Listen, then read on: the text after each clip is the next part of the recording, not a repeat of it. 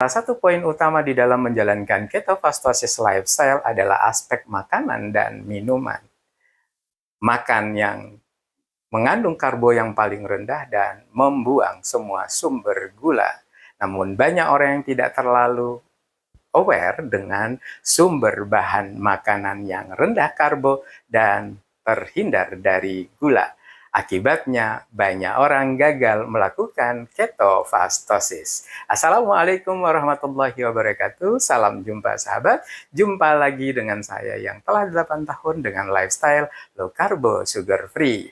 Pada video kali ini, lifestyle akan menyodorkan tentang bagaimana memilih sumber bahan makanan yang mendukung kehidupan ketofastosis kita.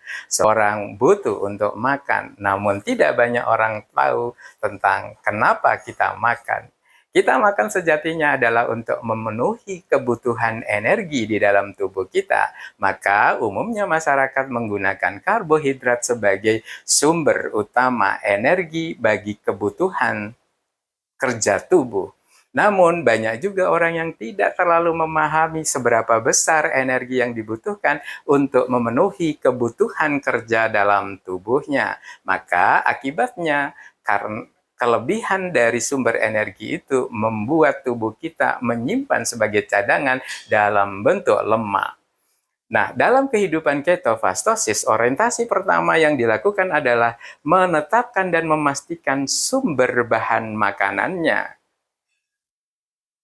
Protein dan lemak hewani.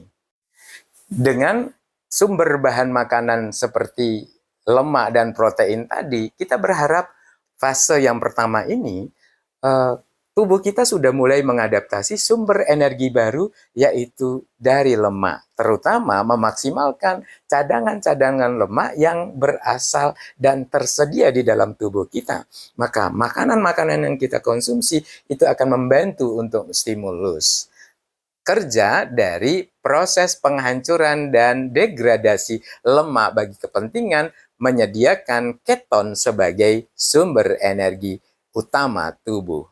Nah, yang perlu diperhatikan adalah bagaimana cara pengolahan dari sumber makanan ini. Banyak orang tidak pernah sadar dan tidak pernah mengerti bagaimana cara mengolah sumber makanan yang sudah bagus ini dalam menu-menu kita. Dalam fase-fase ini, alat kontrolnya adalah gula darah. Maka, ketika pada fase induksi, silakan cek gula darah, kita konsumsinya semuanya protein dan lemak. Prosentasenya lemak 70%, protein 25%. Dari seluruh protein dan lemak tadi, 10% adalah karbohidratnya. Tapi ingat, karbohidratnya bukan karbohidrat langsung, tapi karbohidrat yang ikut serta di dalam semua sumber makanan hewani kita. Nah, banyak orang yang tidak pernah sadar bagaimana menata sumber makanan kita. Banyak orang juga tidak pernah tahu sumber makanan apa saja dan bagaimana pengolahannya untuk mendukung kondisi pencapaian di dalam fase induksi kita. Pada fase ini, orientasi konsumsi kita full hewani. Tidak ada intervensi makanan yang di luar hewani. Maka konsentrasi makanan-makanan kita adalah pada daging, baik itu daging unggas ataupun daging hewan yang lainnya. Kemudian yang kedua, ikan sebagai sumber protein kita. Yang berikutnya bisa jadi telur.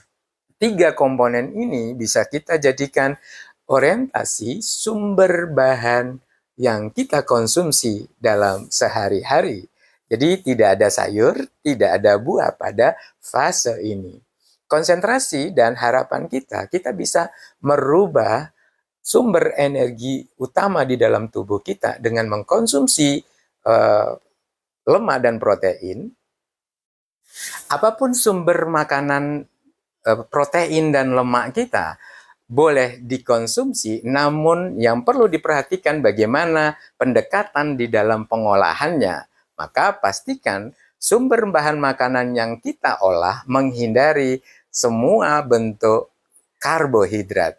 Jadi tidak ada ikan digoreng dengan tepung, daging yang dibaluri dengan tepung, lalu intervensi-intervensi bumbu-bumbu pendukung lain seperti kecap dan sumber-sumber yang mengandungi gula. Maka tetap hindari penggunaannya, termasuk dalam penggunaan bumbu-bumbu atau rempah. Yang perlu diwaspadai adalah takarannya. Ketika over bumbu, maka karbohidrat bisa jadi meningkat dari bumbu dan rempah yang kita gunakan. Perlu kita waspadai adalah intervensi bahan tambahan lainnya. Maka hindari penggunaan gula, hindari penggunaan kecap, hindari semua bahan pengental makanan, dan hindari saus, saus tomat, saus cabai, dan lain sebagainya, karena ada kandungan gula dan karbohidrat yang tinggi di dalam bahan-bahan tambahan tersebut. Selain itu, bumbu-bumbu masakan seperti rempah dan lain sebagainya harus kita tata dan kita kelola. Tidak ada masalah di dalam ketofastosis dan di fase ini menggunakan santan. Silakan, karena di dalam santan ada kandungan lemak yang bisa kita gunakan. Maka mengolah juga dengan menggunakan minyak kelapa, minyak zaitun itu tidak menjadi masalah karena akan mendukung tambahan lemak bagi kepentingan tubuh kita. Maka pada fase pertama ini orientasi makanan kita semuanya pada hewani. Tidak ada intervensi bahan makanan yang lain termasuk sayur dan buah. Sabar, kita pastikan dulu bahwa tubuh kita sudah mulai ketosis, menggunakan lemak sebagai sumber energi utama, kemudian gula darah kita berada pada posisi 80 ke bawah. Bila nanti sudah mencapai 80 ke bawah, baru kita akan pindah dan masuk kepada fase yang kedua, demikian juga pada fase-fase berikutnya. So, sahabat, bila tayangan video kali ini memberikan manfaat, jangan lupa like, komen, dan share. Terima kasih telah menonton video ini hingga akhir. Semoga kita senantiasa sehat dan istiqomah dalam menjalani lifestyle kita. Lifestyle-mu memberikan pemahaman dan perspektif baru dalam menjalani kehidupan untuk kemanfaatan yang lebih besar. Terima kasih. Assalamualaikum warahmatullahi wabarakatuh.